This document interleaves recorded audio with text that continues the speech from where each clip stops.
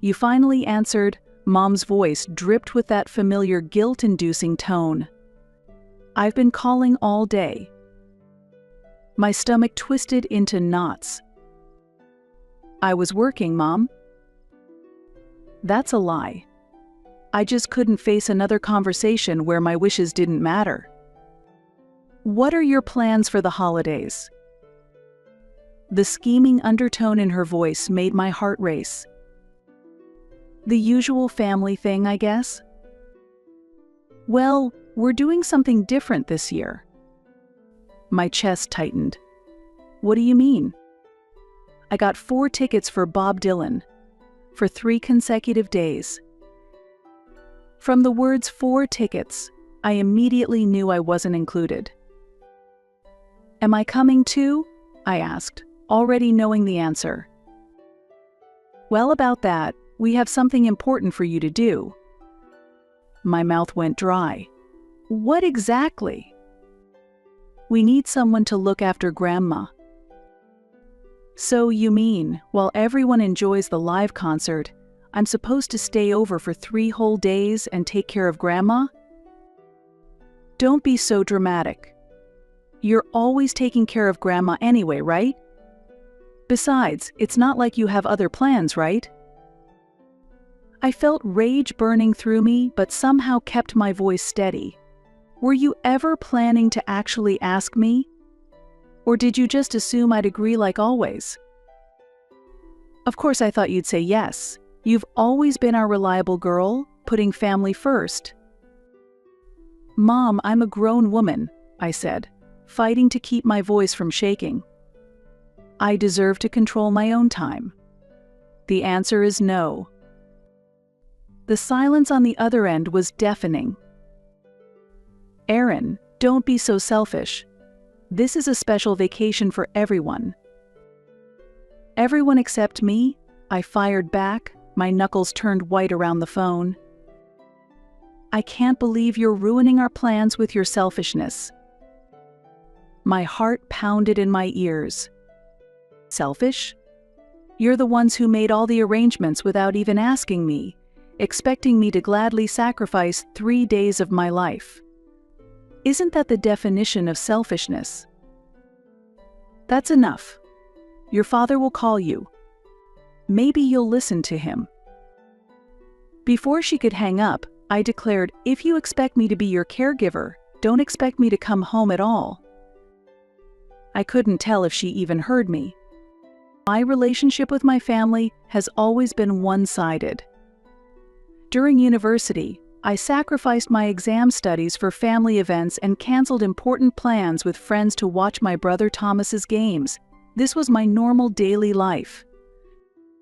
However, the situation really deteriorated after my grandmother broke her hip 2 years ago. Although the surgery was successful, she began showing symptoms of dementia during the recovery process. The doctors explained that the shock of the fracture and surgery likely caused a rapid decline in her cognitive function. My parents and my brother Thomas' family, who all lived together, completely refused to take care of Grandma. We have jobs, they made excuses. The only one left was me, who was living in a nearby apartment. Simply because I could work remotely as a copywriter, I suddenly became Grandmother's primary caregiver. Managing medications, doctor's appointments, helping with bathing and changing clothes, everything fell on my shoulders. I commuted daily from my apartment to my family home to care for my grandmother. Erin, you've always had a special relationship with Grandma since you were a child, my mother said. You couldn't possibly think of putting her in a facility, could you? It was clever emotional manipulation. Of course, I didn't want to put my grandmother in a facility. But while I took on the caregiving, my parents went on cruise vacations, and my brother and his wife went skiing every weekend. My life had completely stopped.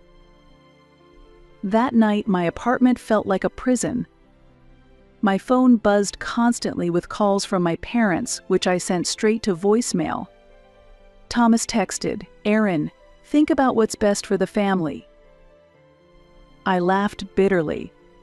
In this family, what's best for the family always means sacrifice yourself for everyone else's happiness. I collapsed onto my sofa and called Kayla.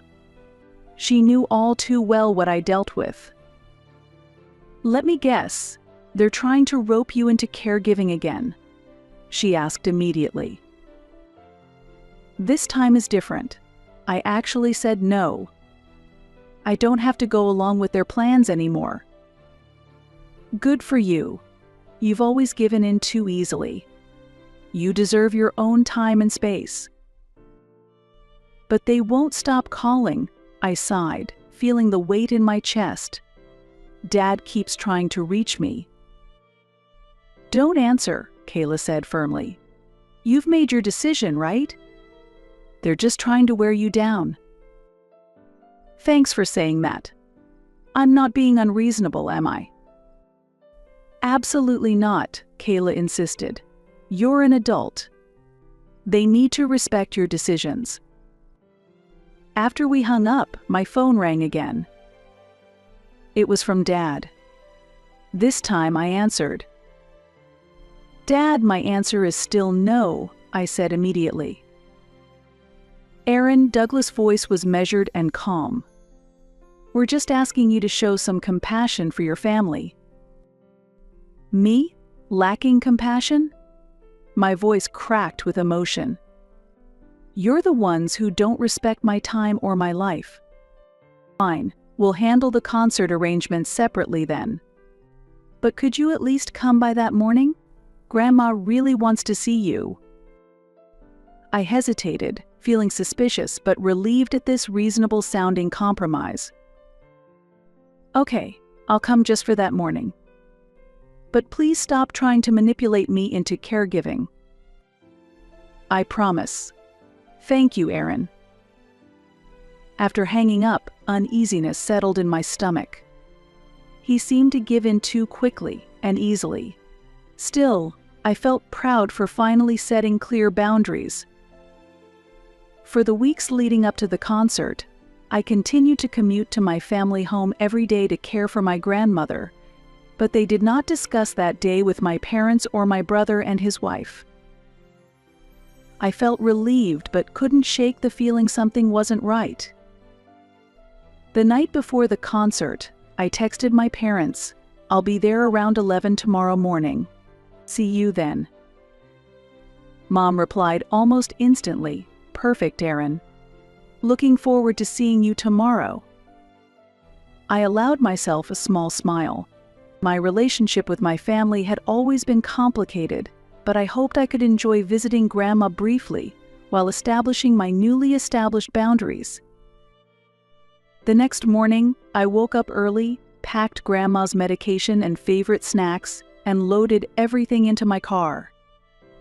I'd chosen things I knew she'd appreciate: her favorite tea, some audiobooks, and photos from my recent work projects. Driving to my parents' house, I felt surprisingly peaceful. Just a quick visit, see Grandma, drop off her things, and then back to my freedom. But as I pulled up to the house, something felt wrong. My parents' car was missing. So were Thomas' family cars. The lights were on, but the house seemed oddly quiet. I frowned as I approached the front door with my bags. When I rang the doorbell, I heard slow, shuffling footsteps. The door opened to reveal my grandmother, looking confused. "Aaron," she exclaimed with genuine joy. "You came." Of course, I smiled and hugged her frail form. "Good morning, Grandma. Where's everyone?" "They all left," she answered, her voice suddenly clearer. "They all went to that concert as planned." Actually, 1 month before Bob Dylan's concert, when I entered Grandma's room with her evening medication, she was sitting by the window writing something in a notebook. As soon as I entered, she quickly closed the notebook. "Aaron, would you mind closing the door?" She said that in a surprisingly clear voice, not in her usual confused manner. Though I was confused, I complied. "Sit down," she said while taking my hand. "I have something to tell you." In that moment, her eyes were clear, and her voice was steady. "I don't have dementia." "What?" I froze in shock. "You seem shocked," she smiled. "After my hip surgery, I was indeed confused temporarily. But I recovered. I just didn't tell the family that I had recovered." "But why?" "Your dad and mom and Thomas and Faith, I wanted to see how they would treat me." "And how they would treat you," she explained. "They think I'm having dementia, so they speak their true feelings in front of me." Grandma pulled out a folder from her drawer. "They're planning to go to Bob Dylan's concert, and they intend to dump my care on you." My face was drained of all colors. "Don't worry," she said. "I've known about their plan for a month.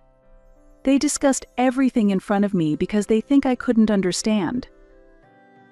"But why have you kept quiet until now?" "I was waiting for the right timing," she said meaningfully. "Aaron, they've taken you for granted conveniently for years. But this time is different. This time, it's time to teach them a lesson." She began to explain her meticulous plan. I would pretend to fall for their scheme and come to the house. Then after they left, I would scare them into coming back. And she said with gleaming eyes, "This incident will be your opportunity to break free from their control." Yes, this was my grandmother's plan. And finally, the day came. "Let me help you to the living room first, Grandma." As I guided her to the sofa, I looked around carefully. The house was clean, with her medications neatly arranged on the side table. On the dining table sat the remains of breakfast and a note. While Grandma settled in her favorite chair, I picked up the note. "Dear Aaron, we left at around 9 a.m. Grandma has had breakfast. There are 3 days of prepared meals in the fridge. Instructions are attached. Emergency numbers are on the fridge. Make sure she takes her 2 p.m. medication. With love, Mom." "I need to make a call. I'll be right back." I went to the kitchen and dialed Mom. After several rings, she finally answered. "Oh, Aaron, you made it. How's your grandma?" "What the hell are you thinking?" I couldn't contain my fury. How could you pull something so underhanded after I explicitly said no? "Aaron, please calm down," Mom said in that infuriating, soothing tone. "We knew you'd come through. You're always so dependable." "I'm not your on-call caregiver. I only agreed to a morning visit. I never agreed to watch Grandma for 3 whole days." "But you're there now, aren't you? You can't just leave her alone. She needs you."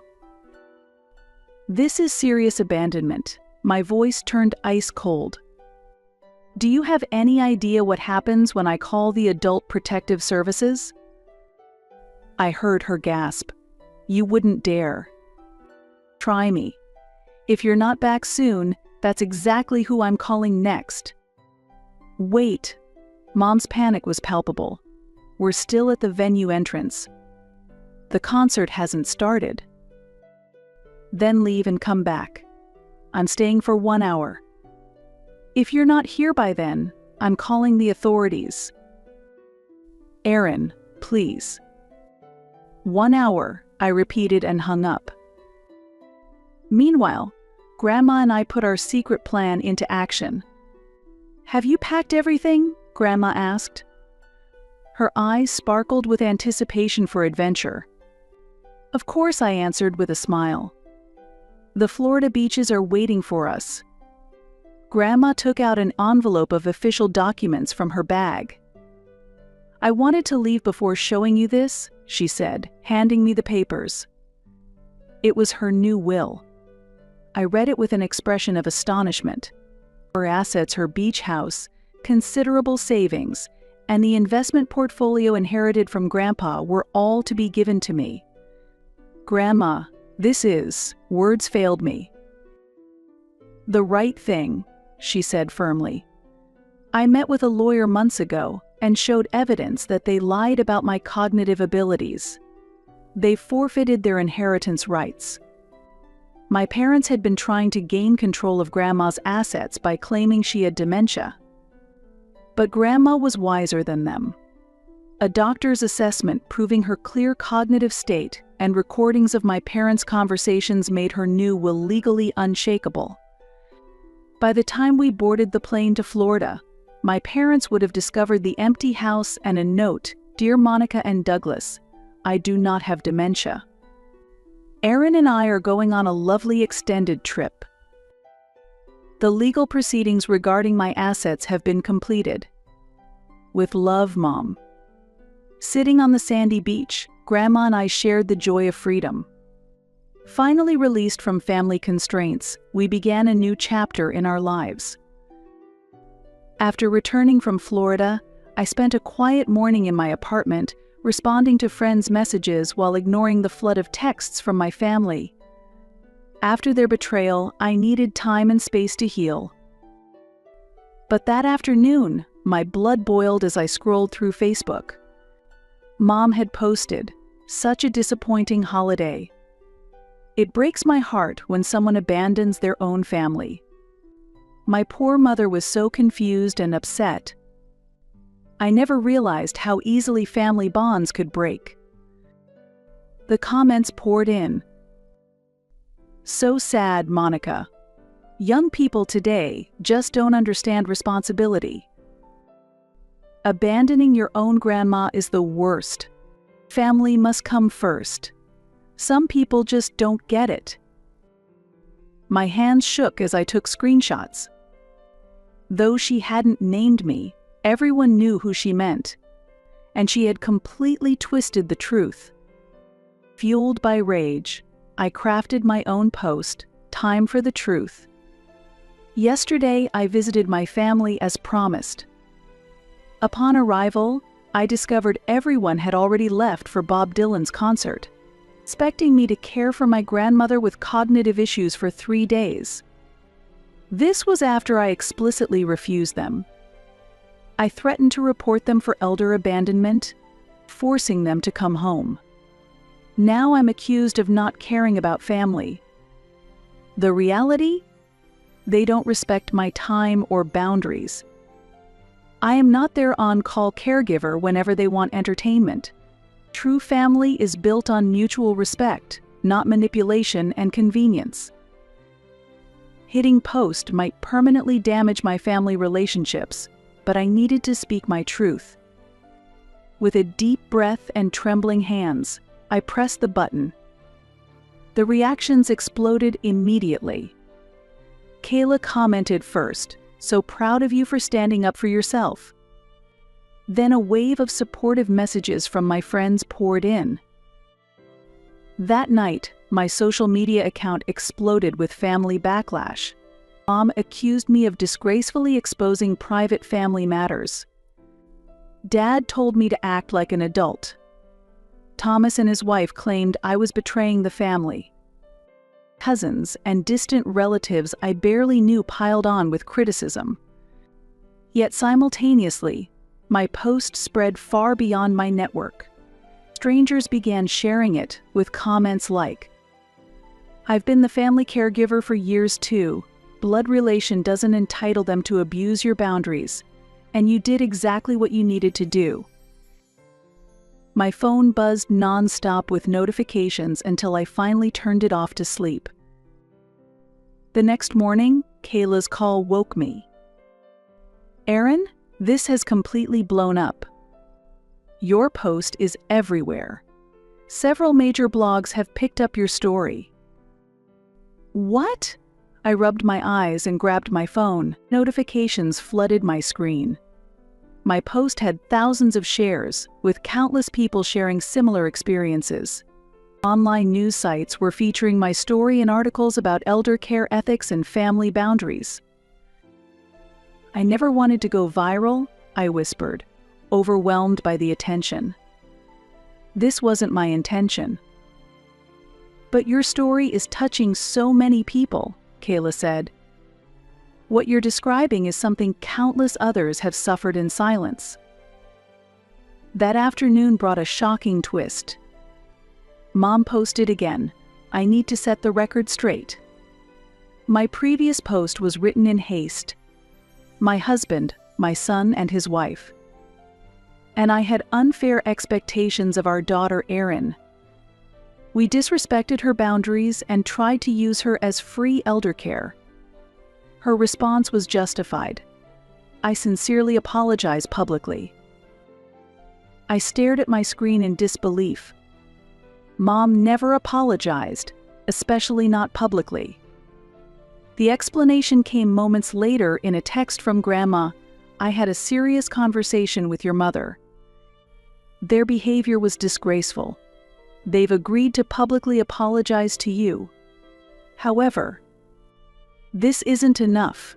They've been exploiting you for years. I believe we should consider legal options to address this pattern of abuse." Legal options? That seemed extreme. But my perspective quickly shifted. That evening, while ignoring Mom's calls, I opened an email from Dad. What I read made my blood boil. "Erin, we've apologized publicly. But you need to examine your own actions. Threatening elder abuse reports is completely excessive. We just needed a few days of help with your grandmother. Your dramatic overreaction has humiliated our entire family. You are no longer welcome at family gatherings, Dad." My hands shook with rage. Their public apologies were completely hollow. They still blamed me and were even trying to cut me out of the family. I immediately called Grandma. "Grandma, look at this email Dad just sent me." Her voice hardened with anger when I read it to her. "This is outrageous. They haven't learned a thing. Erin, we need to consult with a lawyer immediately. This is clear harassment."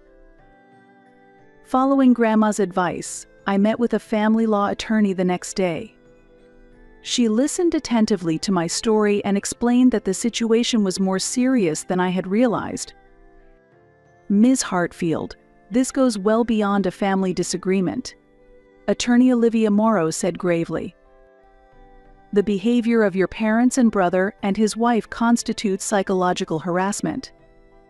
The public defamation on social media could be considered libelous, and the abandonment of your grandmother raises serious elder abuse concerns.